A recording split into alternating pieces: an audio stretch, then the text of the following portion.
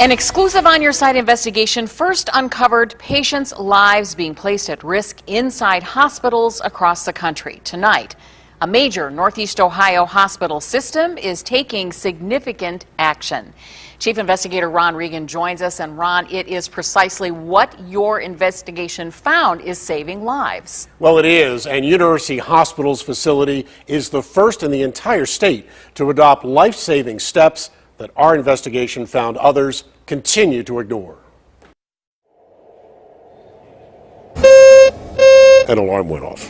I heard an alarm, and it woke me up. Mark Meyer was in his hospital room, recovering from successful surgery. I was so relaxed then that I can see how someone could slip away.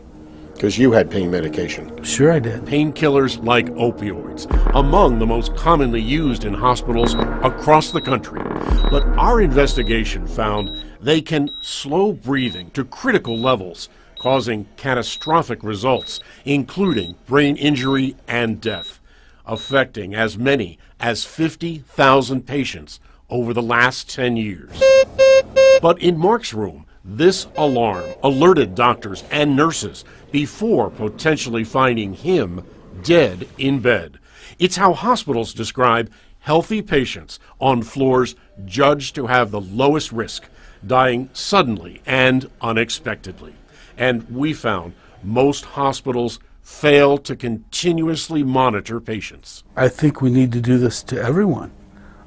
It's very important that people are monitored in this way. This is saving lives, you have no doubt. I absolutely believe that it is saving lives. Dr. Amitabh Goel is Chief Medical Officer at University Hospital's Geneva Medical Center. A near miss with another patient. One of the nurses happened to go by and go into her room and noticed that she was blue. She was like cyanotic and she was gasping for air. Convinced him. I vowed from that time, our team, we said we have to never let that happen again. We see the patient's oxygen level, their heart rate, and their respiratory rate. Thomas Knowles heads up respiratory therapy here, where continuous monitoring for all surgical patients is now routine in every room. We apply a sensor to the finger for the first two parameters and a second sensor to the neck, and we actually listen to airflow. It can also be worn on a patient's arm. A series of escalating alarms are sent directly to nurses and supervisors.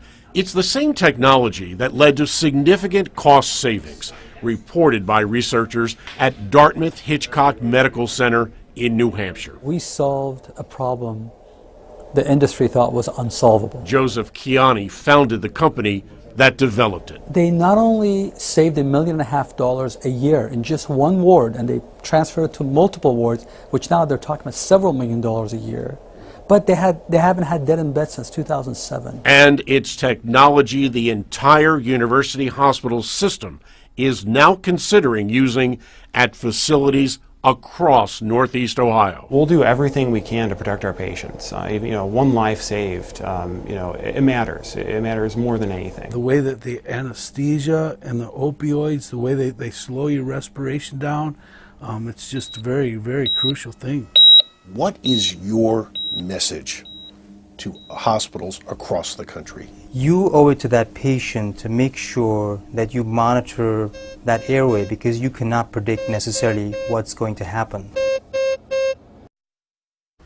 And next month, university hospitals will expand this type of monitoring at its Conneaut facility. But so far, it stands alone. The remaining 148 hospitals across Ohio, including the Cleveland Clinic and Metro Health, use only selective, not universal monitoring.